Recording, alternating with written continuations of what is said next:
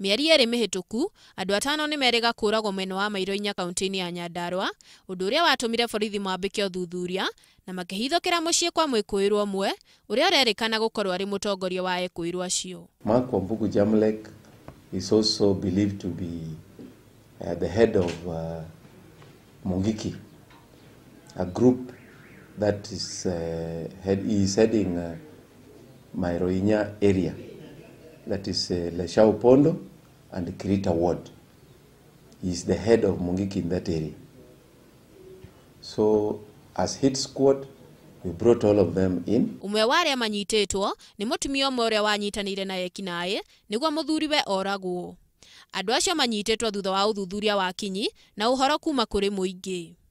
So the 4 suspects are the ones who are connected with the deaths and robberies that have been characterized in Mairũ-Inya area.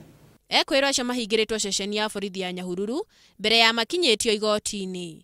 Handũ-inĩ ha Inooro TV, njĩtagwo Wangeci wa Kagure.